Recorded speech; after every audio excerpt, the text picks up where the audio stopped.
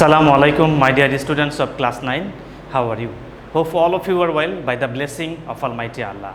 Welcome back to our online platform NIVS Home School.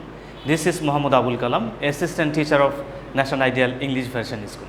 Dear students of class 9 morning shift and day shift, today I am going to conduct a physical education in sports class for the students of class 9. Let's see our today's topic. It is chapter 8, lesson 1. Page number 99 to 101, reading plus discussion.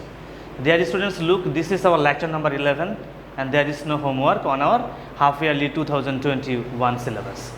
Okay, in this connection I request all of you to open your physical education, health science and sports books, page number 99.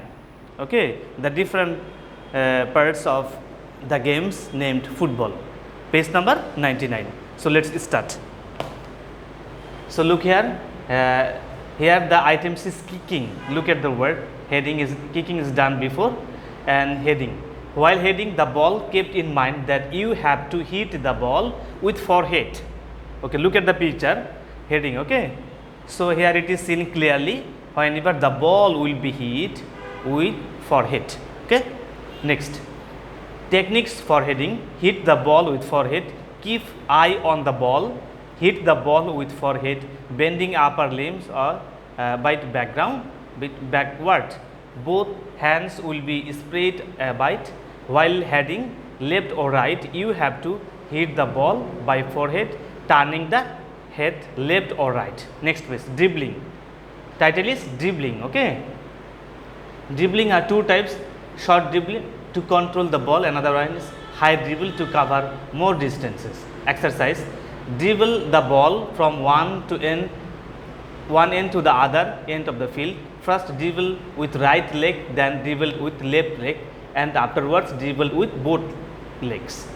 Exercise: dribbling by using different parts of legs. Now trapping. Okay, look at the picture of trapping here. Okay, three figure of trapping are seen.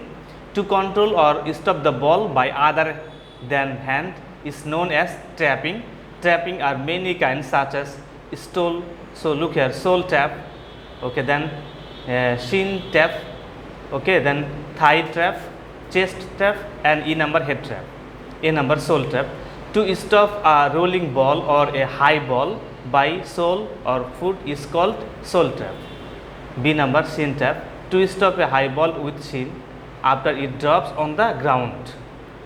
C thigh trap. To control a high ball with the thigh, after the ball touches the thigh has to be drawn downward. As a result, the spread of the ball will be loosened and it will fall in the front.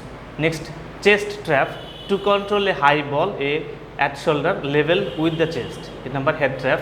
To control a high ball at head height level with the forehead. Fifth number is tackling. Look, it is tackling. Tackling is a very important defensive skill. One can snatch a ball from their opponent by using this skill.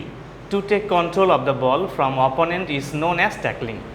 Sixth number point is goalkeeping. The responsibility of a goalkeeper is very high in a football game. Goalkeeper can stop the ball with any part of the body, but goalkeeper mainly uses his hand for stopping the ball. For example, number A, catching the low ball.